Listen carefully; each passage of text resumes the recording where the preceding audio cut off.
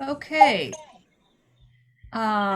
Welcome to Gulf Coast Creation Care's 2021 Season of Creation series, Healing and Hope in a Time of Ecological Crisis.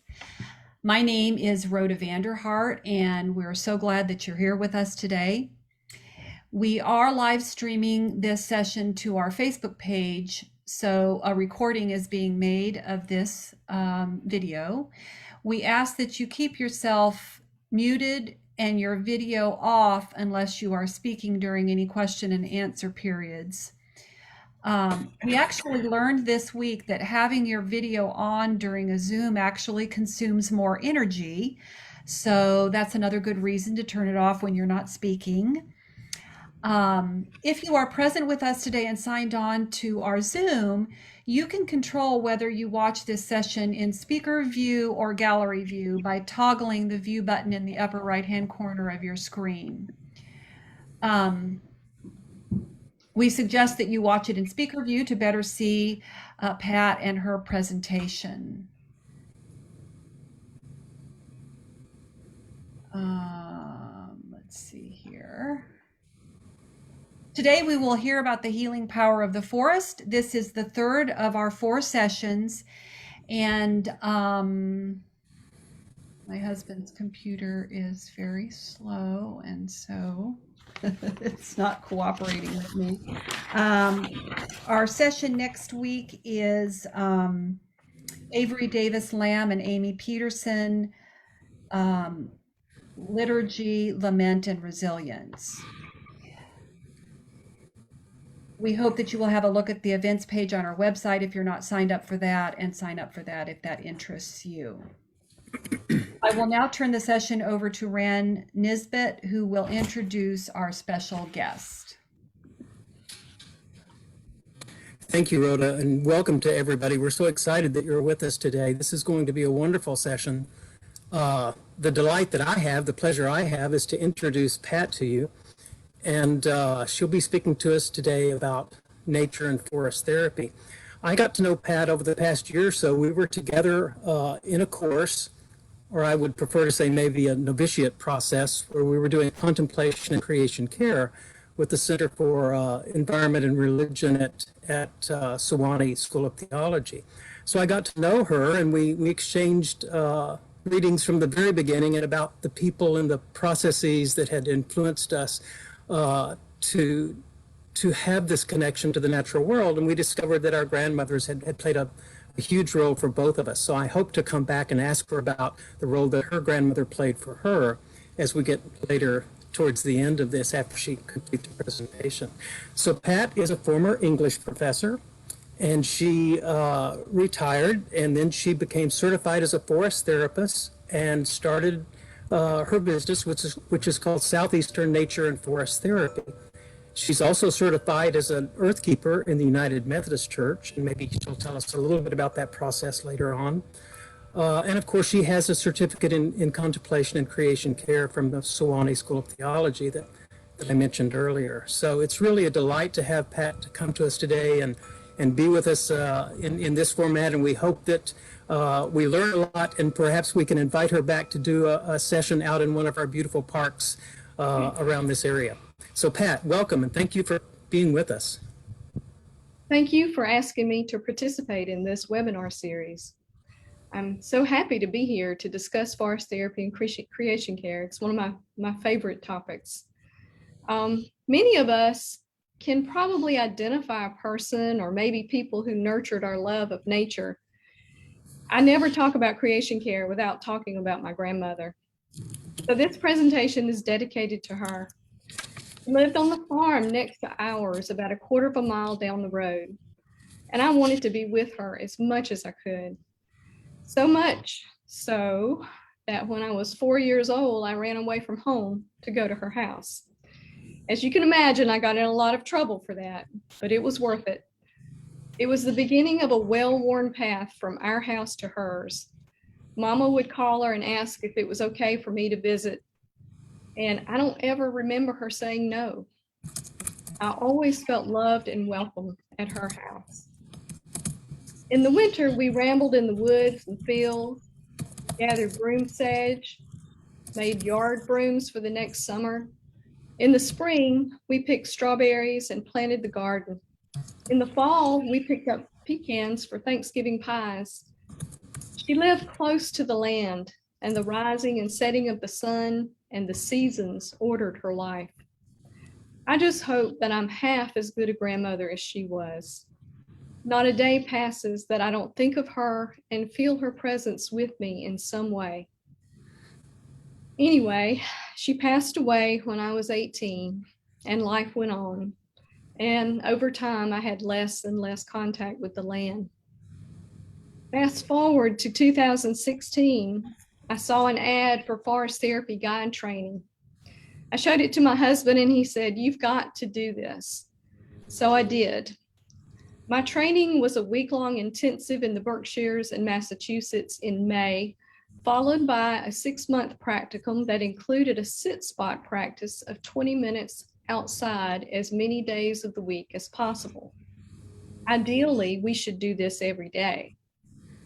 When I signed up for this training, I did not know that I would lose my mother on December 1st, 2016, right after I submitted all the requirements for certification. When I look back, I don't know how I did all that I did during that 6 months. I know that the practice of sit spot helped me greatly to get through the end of that year and to deal with the anxiety and grief that I felt. Spending time in creation is great therapy for grief. And actually, looking back over my life, I realized that God has been drawing me to Him through His creation all along, my entire life.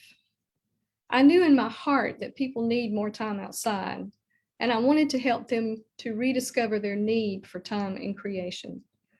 This is what prompted me to pursue Forest Therapy Guide certification. You may have heard of forest therapy, but you may not be exactly sure what it is or where it comes from. One person that I talked to asked me, "Is this for the trees?" I said, "Well, I hope so, but I definitely know it's for the people." And I do hope that the other than human world gets something out of our being with it. I have 5 trees that stand in an oval in my backyard. Sometimes I go out and stand in that oval with them. I can't put it into words exactly what it is that I feel when I do this, but there's definitely a connection to God through them. I hope that they sense a connection to God in some way by my presence as well. Anyway, forest therapy, forest bathing, and Shinrin Yoku are all terms that apply to a practice to improve health that began in Japan in the 1980s. What I find so interesting is that this practice was instituted by the Japanese Forest Service, not the Japanese medical community. Here in the US, I think we all look to the medical community for ideas for health improvement. But the Forest Service staff, who are in close contact with the land, knew that time in the forest would improve the health of Japanese citizens who live in crowded cities, often in small apartments, and work under stressful conditions. There are actually forests dedicated specifically to the practice of forest therapy in Japan. Japanese professionals and families leave their homes in the cities and spend weekends in these forests, enjoying guided forest therapy walks. In Japan, forest therapy mixes contemplation of nature with vigorous walking and yoga and breathing the forest air deeply into the lungs. Western forest therapy is focused more on contemplation of nature and moving slowly through the natural world. As taught by the Association of Nature and Forest Therapy Guides and Programs, the agency that certified me, the focus is on slowing down and close observation of nature. While we don't have specific forests set aside for forest therapy in the US yet, the ANFT does certify trails. I certified the first certified forest therapy trail in the United States near Madison, Georgia, about 60 miles east of Atlanta at the 100-acre farm. I created nature connection activities that the ANFT calls invitations for specific spots along the trail. These spots on the trail are marked with numbers. We created a brochure with the numbered invitations that coordinate with the numbers on the trail so that people can do a forest therapy walk without having a guide with them. The goal of the ANFT is to have certified guides in every community. A Western forest therapy walk usually takes place on a trail no more than a mile long. Because we move slowly and stop after each invitation for a sharing circle, we can spend 3 to 4 hours just covering that small distance. Forest therapy walks tend to last about 2 to 4 hours. I know the previous webinar with the doctors in this series touched on the health benefits, but they are so important that I would like to revisit them for people who may have missed that webinar. One huge benefit of spending time in creation is decreased levels of stress hormones.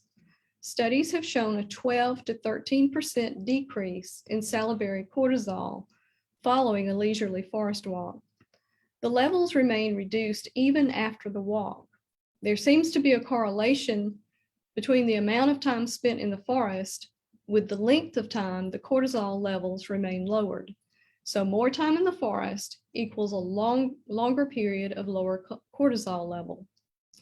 Lower cortisol levels result in lower blood pressure, fewer anxiety and depression disorders, headaches, anger issues, cardiac disease, alcohol and drug abuse, weight gain, and impaired cognitive function. Also, increased immune system function is another huge benefit. A study in 2007 showed that a group of men who took 2-hour walks in the forest on 2 consecutive days had a 50% increase in their natural killer cells. These are the cells that mop up viruses, bacteria, and even cancer cells. In 2008, Dr. Ching Li, who has done many of the studies on the healing qualities of nature in Japan, studied 13 female nurses on a 3-day forest therapy trip. He found they produced anti-cancer proteins and other benefits lasting more than 7 days after the trip. Another benefit is enhanced mental processes. David Strayer from the United States found that outward bound wilderness backpackers perform 50% better on creative problem-solving tasks after returning from a 3-day trip. He suggests that time spent in nature allows the prefrontal cortex, the brain's command center, to dial down and rest like an overused muscle. Adults and children with attention disorders also report renewed energy, focus, and creativity after spending time in the forest. And time outside exposes us to fresh air and phytoncides. Trees and plants release organic substances into the air called phytoncides, which are kind of like essential oils. Scientists have identified phytoncides, especially from conifers, as beneficial in helping us to relax and to boost our immunity. When we spend our time indoors, we don't get the benefit of the exposure to these substances. Every season has a scent generated by the pollen and leaves. Right now, the oaks here have a smell that I just love. I don't know if it's coming from the leaves or from the acorns, but I just can't get enough of that smell. It's almost like my body has a need that this particular smell satisfies. I really enjoy forest therapy as a practice, but as taught by the ANFT, it is purely a secular practice. There's no intention to awaken our awareness of God in creation. Many people on forest therapy walks report having very spiritual feelings, but there's no intention for this to happen when we go out.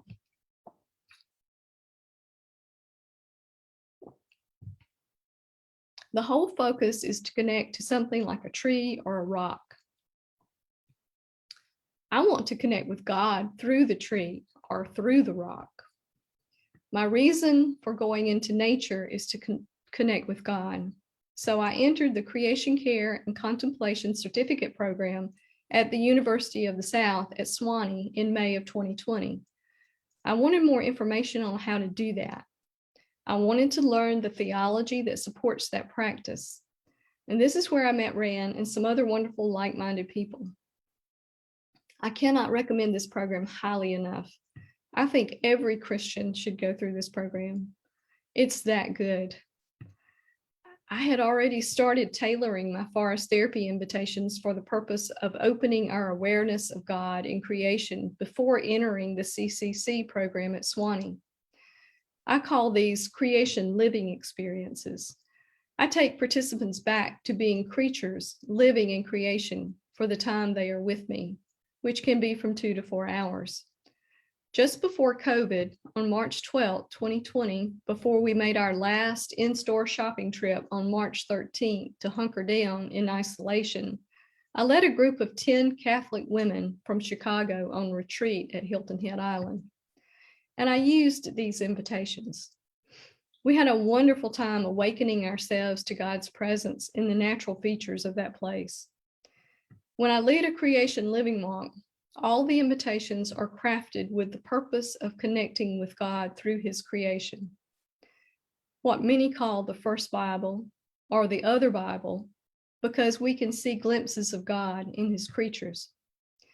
St. Augustine said, "Some people, in order to discover God, read books, but there is a great book, the very appearance of created things. Look above you, look below. Note it, read it. God, whom you want to discover, never wrote that book with ink. Instead, he set before our eyes the things that he had made. Can you ask for a louder voice than that?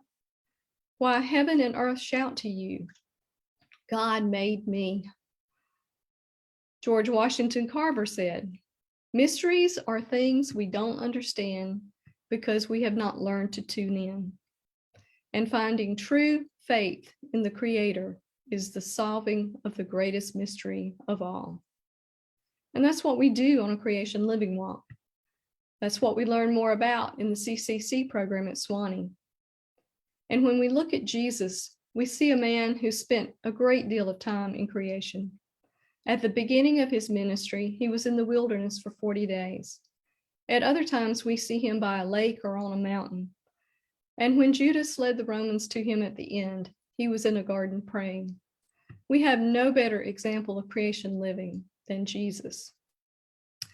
So, right now, I would like for us to take a few minutes to sample a creation living experience.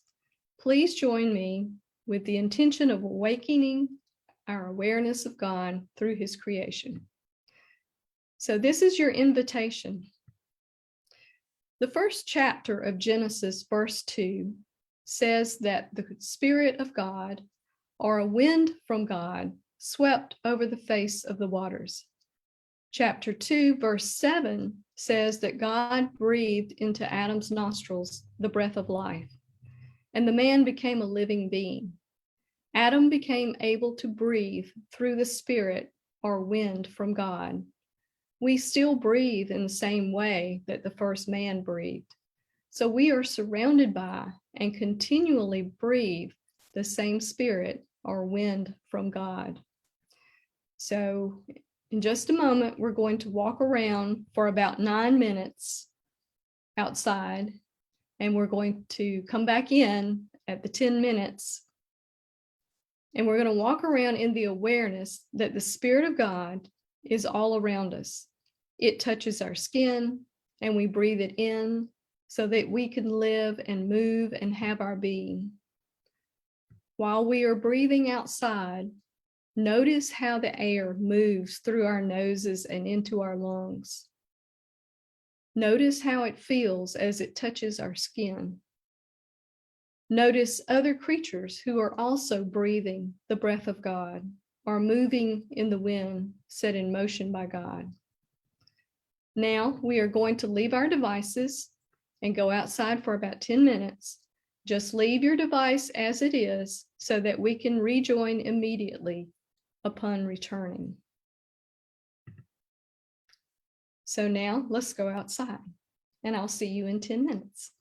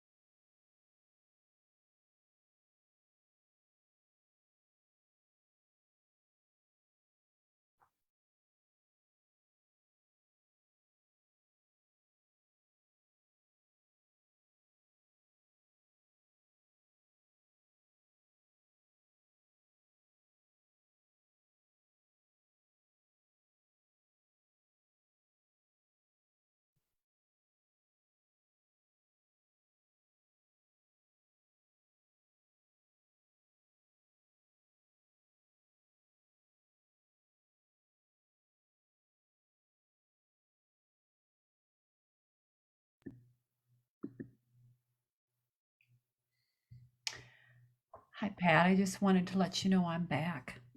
Okay. I hope you had a good experience. I did.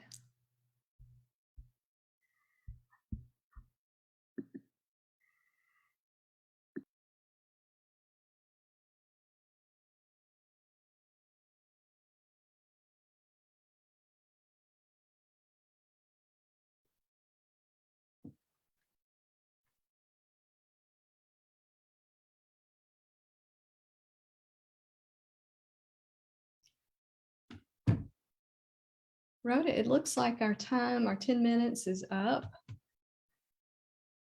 Could we bring everybody up so we can have a little time of sharing? Yes. So we'll ask people as they come back into the room to turn their cameras on, and we're going to have a little group session here. And microphones, yes.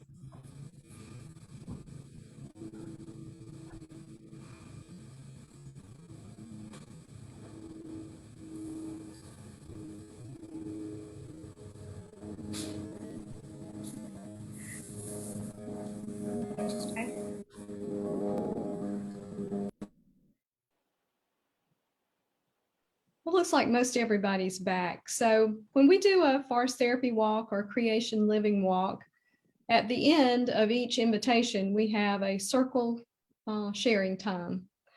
And when we're face to face, we typically have a talking piece, but since we're on Zoom, we can't just pass the talking piece from each other, from one to the other. So what I would just do is just say, does anybody want to say anything about your 10 minutes? Becoming aware of God in nature. Okay, go ahead. Well, thank you, Pat. I really enjoyed getting outside. I took the garbage out, but I noticed the breeze and the flowers blooming, and I have a huge spider web on my front porch, and it was just wonderful. It was very nice. And I've been thinking about Captain Kirk, William Shatner, going to space and what he brought back from that experience. And it's been a good week for hope, so thank you. Oh, yes, thank you. Thank you for sharing. Someone else?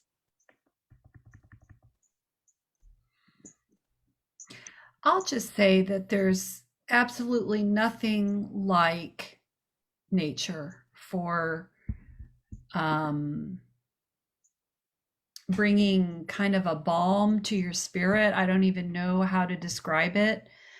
I don't get outside as much as I should. I'm always busy doing something. I'm the main thing that takes me outside is our dogs who need to be walked several times a day. Thank goodness we have them. But when I am outside and can see the trees and smell the air and feel the breeze, and there's just nothing like it as a balm to my spirit. Thank you. I totally agree. Someone else? Okay. Oh, well, I was thrilled yesterday and today with the change in the weather. I'm not a huge fan of summer and high humidity. And every year when this change happens, it's like a rejuvenation for me. I went out into my garden during the 10 minutes. I moved into my house not terribly long before the start of the pandemic. And the only thing I had in my back garden was a good fig tree and a good satsuma tree and a sea of mud. So during the pandemic, I created a garden, which was just a wonderful experience. And now this is the second season when I see how things have really flourished. That's been exciting to see things really come into flower.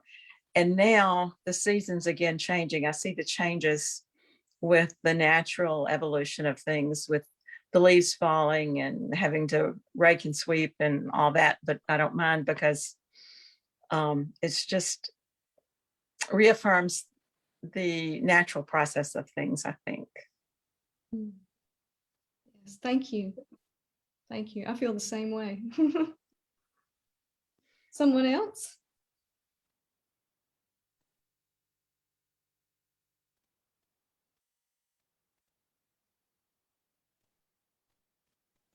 Okay, well, if no one has anything else to share, we'll move along. Rand, I believe you have some questions for me. I do, and I want to encourage everyone, if they have any questions, to put them into the chat box, and we can get to those as well. So anything that you would like to ask Pat about the things that she mentioned already or that come up as we go through some more questions, it would be great if we could pull those up out of chat and talk about those a little bit. What I'm most interested in, Pat, is going back and asking you about the influence that your grandmother had on you with regard to your faith and nature. Tell us that story a little bit. Well, she was definitely my role model. But she never really spoke of her love for God and nature. It's not something we talked about, but she lived it. And, you know, her garden and her animals were important to her. And she loved and cared for them. She also loved and cared deeply for her family and neighbors. And we all knew it. She was particularly proud of having raised all 6 of her children to adulthood during the age before antibiotics. I was a child who followed her everywhere. Her love drew me to her like a magnet. I loved her, and because I loved her, I wanted to spend time with her and the things that she loved. And if you think about it, the relationship between my grandmother and me mirrored the relationship we should have with God. His love draws us to him. He loves his creation. Because we love him, we should want to spend time with him in creation with the things that he loves. And you know, how God feels about creation is no secret. Multiple Bible verses testify of his love for creation through his sheltering, feeding, and clothing of it. And of course, you know, this includes us. Sometimes I think we have the idea that creation is, you know, out there somewhere separate from us. But at one time in the very recent past, we spent most of our time outside working and growing food, which made our dependence on God and creation very real. And even sometimes, just since my own childhood, we have disconnected ourselves from creation and we've lost familiarity and knowledge about creation because of our move indoors. My grandmother lived her love for God and his creation. And, you know, I am still learning how to live into that relationship myself. That's wonderful. It reminds me of of my relationship with my grandmother and my mother too, with regard to how they connected and how they showed us how to connect to creation and to care for it and about it. So really, she shaped your worldview, but also she was a guide. You watched, followed, noticed because of the example she really set. So how do you see the role of in forest therapy and nature therapy of the role of a guide to be able to direct us in refocusing? Well, you know, I think probably people our age and older probably spent more time outside than kids do today. There's so many things for them to do inside. And so there are many people who've never really experienced meaningful time in nature, and they have no idea what to do. They go outside and they say, okay, you know, I'm outside, now what? You know, even a biologist might know the names of all the plants, but she might not know them because she's never spent time with them. A forest therapy guide spends time with the trail or area where the walk will take place. We notice how the areas feel, what the landscape features are, what the plants are, what the sounds, the smells are, and then we craft invitations specifically for that place. Ideally, each walk ends with tea made from plants found along the trail. So a knowledge of local plants is important. The guide also directs a circle time after invitations so that participants who want to share their thoughts can be heard. Participants can take what they learn home and practice these things in their backyard. And I really thought I knew everything there was to know about connecting to nature. And I had experienced a deep connection to nature on various occasions, but the training with the ANFT taught me to drop in, and that's a term they use, which means to really just connect.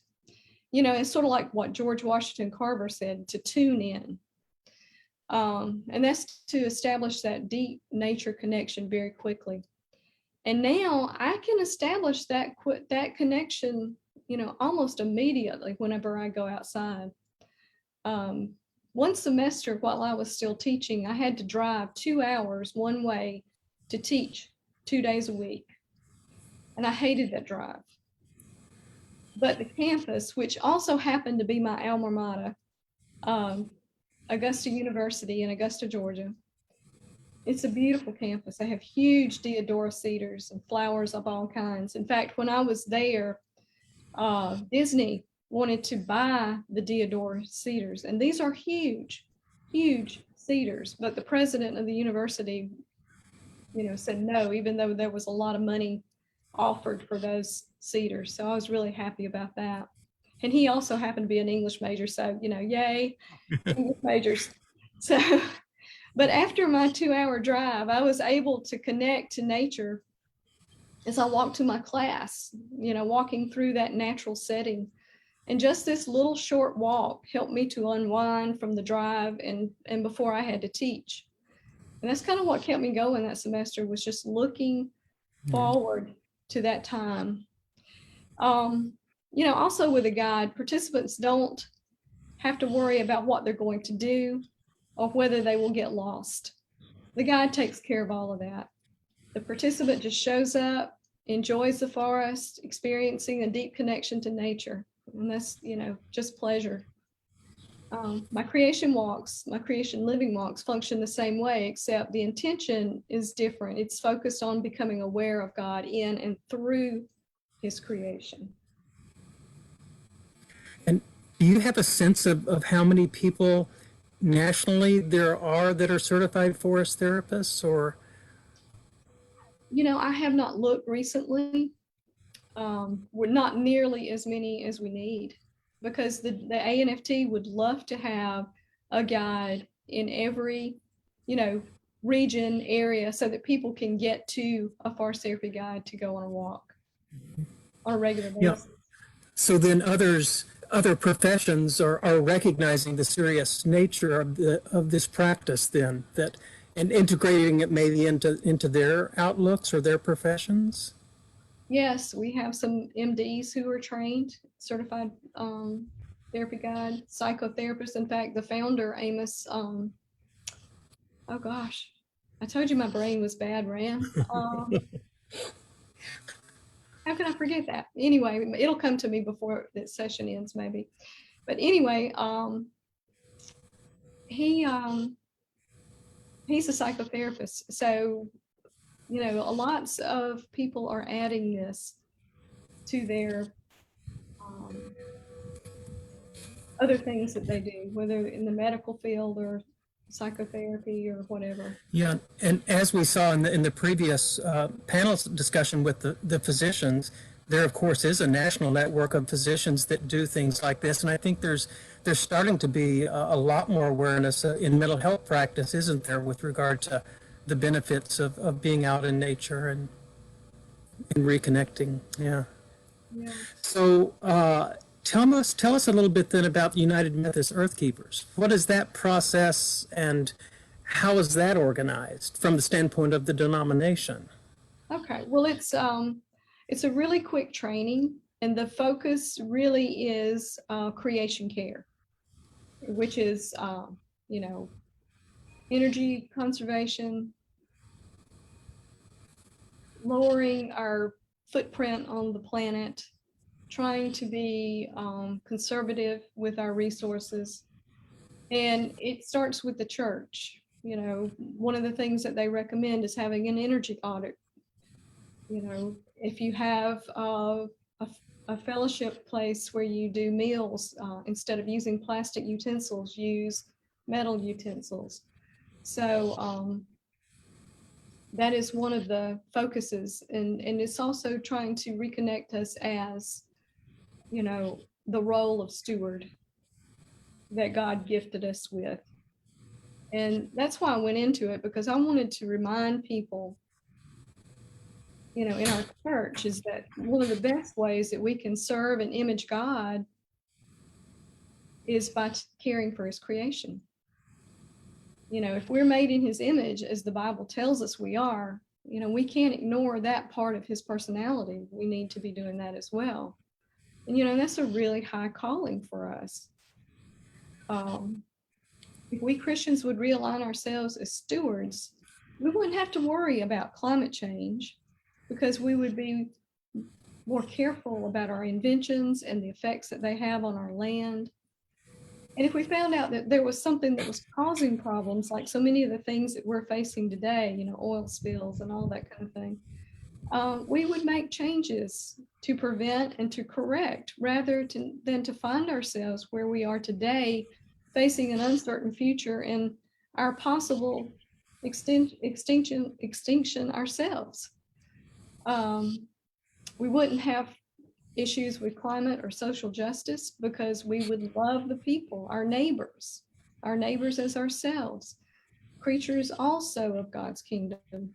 And we wouldn't pollute the land, the air, or the water where they live. If we claim to love God with all our heart, soul, and mind, if we are to image God, if God is alive in our hearts and lives, we must reconnect to creation, spend time with it, and love it as God does. And that's, you know, that's really the way I feel about that. And that's what I want to try to do at the church, is try to share that with people there. Could you maybe speak to that? I know a lot of us, we've talked in our various groups and in this one about how we really engage fellow congregants in our churches, and how we really create green teams and do things like that. What are some of the things that you've done in your church? I know that you've delivered this message to your church, and how, what has their response been? Well, I really haven't had the opportunity to really deliver the message, you know, other than in small ways because of COVID. You know, for a long time we weren't meeting. And, you know, I've been in conversation with the pastor and the church council, and we've just kind of been, you know, going along slowly. But last spring, I taught a book study using the book, Keep It Good, Understanding Creation Care Through Parables, by Lindsay Linsky, who is a professor of middle grade science education at the University of North Georgia. And I'll just hold it up so you can see. It's a very good book, especially if you don't know where people are in their ideas about creation care. It's very basic, very biblically based. I had 5 adults, and I was thrilled to have 5 adults out of our church, and one 11-year-old girl who really wanted to come, and so her mom brought her. And we met at a campground with trees and lakes and lots of area to wander. We would spend the first 30 minutes of the night discussing the chapter, and then for the remaining 30 minutes, we would contemplate creation using an invitation related to one of the chapters, and, you know, and having sharing time. And we met for 8 weeks, and we started the first week of April. And our daylight hours, we were ending up at dark at that time. And but as our daylight hours increased, we found ourselves staying longer and talking about our experiences from that night. You know, we would stay an hour and a half, 2 hours there toward the end. It was just wonderful. A couple of highlights from that included a 40-something-year-old who saw a spider actively weaving a web for the first time in his life.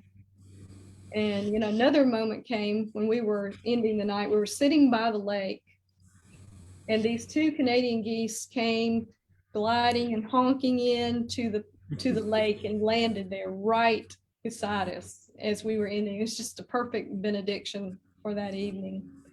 And our 11-year-old, I really didn't know how much she would get out of it, but she was the perfect mix of child and old soul. She could speak the truth in ways that we adults have forgotten.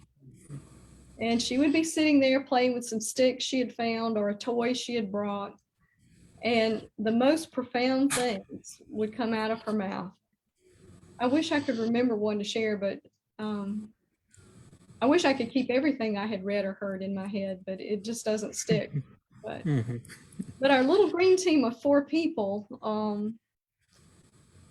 including the 11-year-old girl, whose parents actually started the household battery recycling program at our church.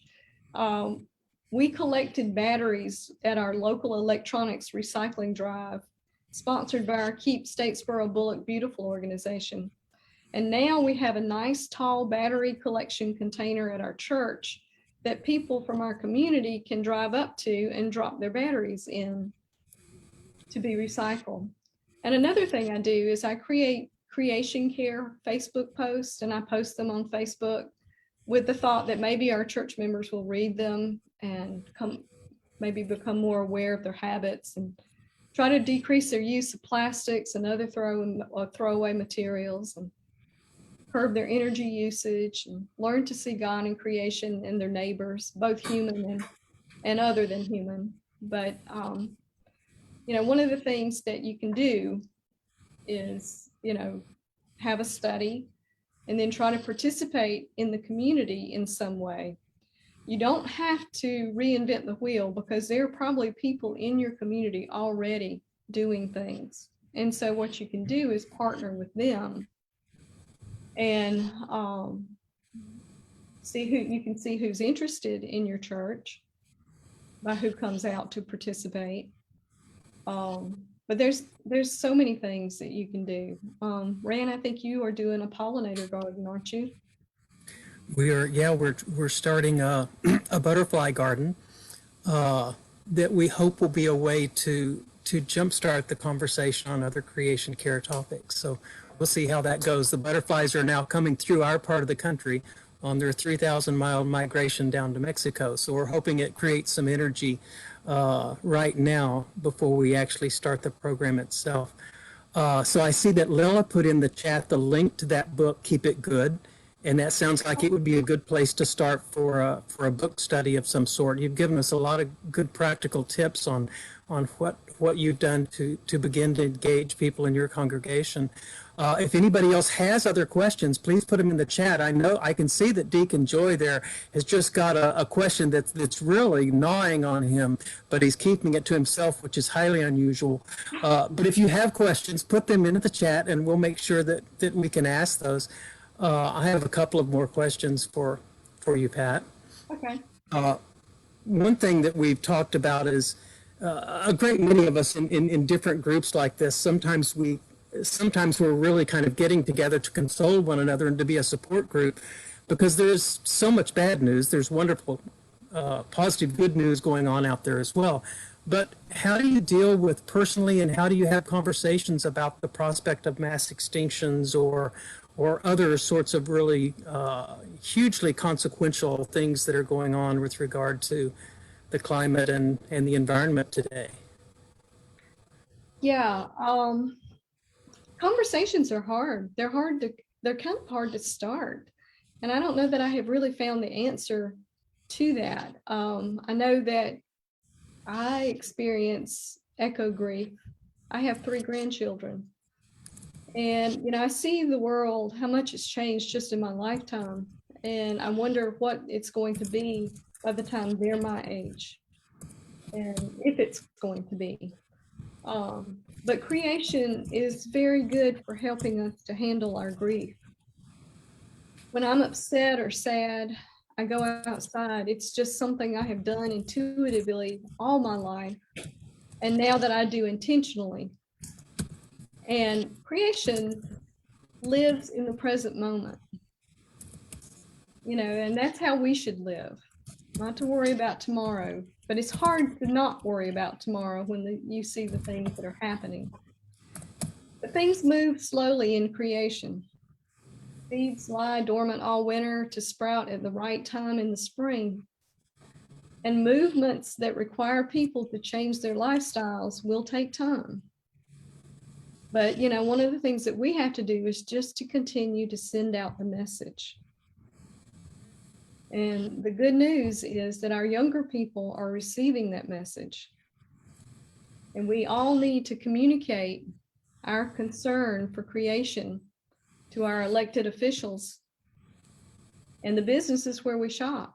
We need to let those people know that we're not happy with the way things are going. We want things to change. For example, I try to evaluate every purchase I make.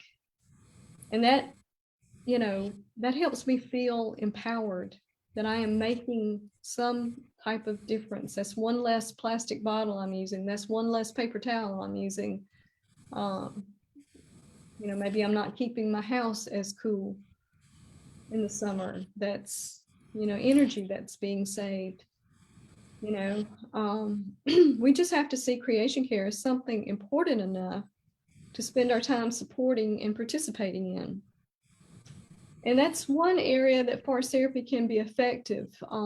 Taking people out in nature, helping them to see its beauty, sharing God's love for it and for them, performing some creation care while we're out there, such as picking up litter that we find. All of these things will help people appreciate and develop a love for creation because we protect what we love. Exactly. So I know that you mentioned that COVID has really kind of restricted a lot of the activities. I would assume that has impacted Southeast nature and forest therapy as well.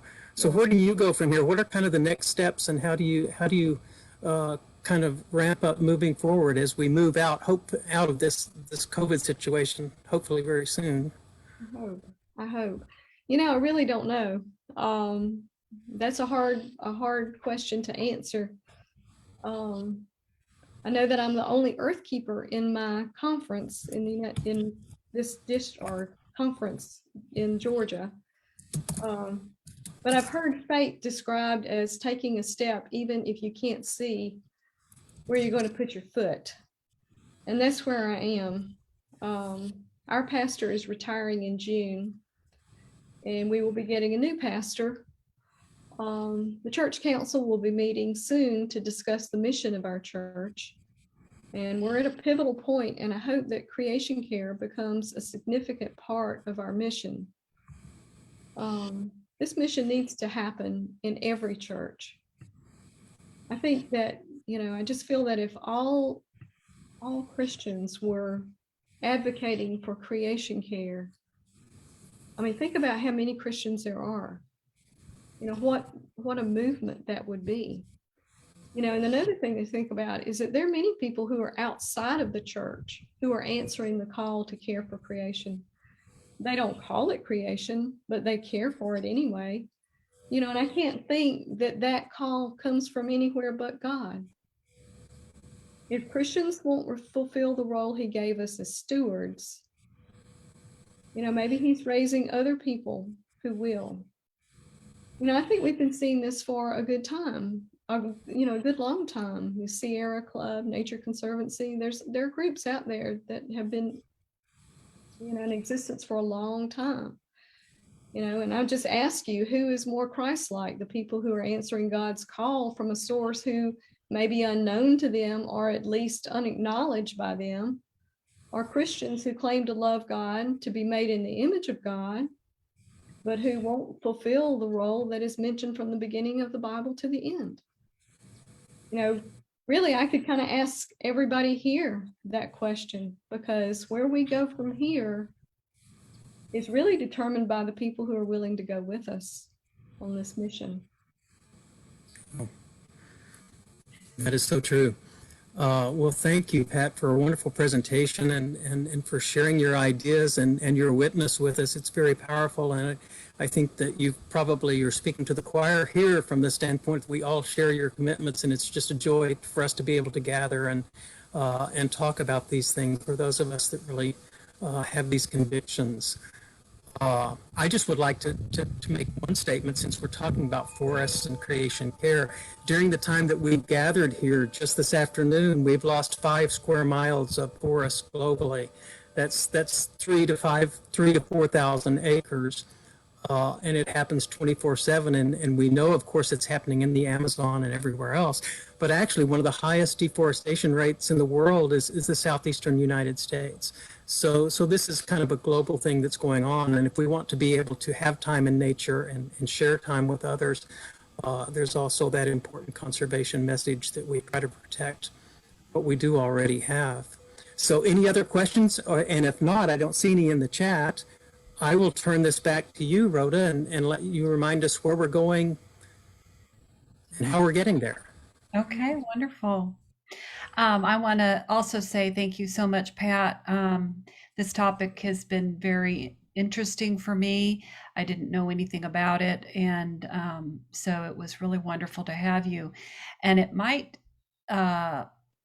warm your heart to know I just recently read a report from one of the people who's involved in the COP26 meeting in Scotland, and he said that more faith communities than ever before are involved in this particular meeting.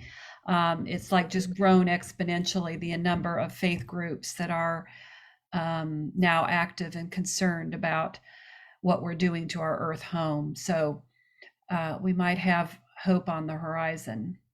Well, that's wonderful news. Wonderful news. Thank you for having me. Yeah. So we have one Sunday left in our series. Next week is Avery Davis Lamb, who is the co-executive director of Creation Justice Ministries, and Amy Peterson, who is an author. Can't remember the name of her book right now. Lila might know it, but anyway, they are going to be speaking to us next week about how faith communities can be hubs of resilience as we face climate change. So if you haven't already registered for that, please consider doing so. And everybody go spend the rest of your day outside and enjoy the beautiful weather. And thank you again for being with us today. Bye-bye. Thank you.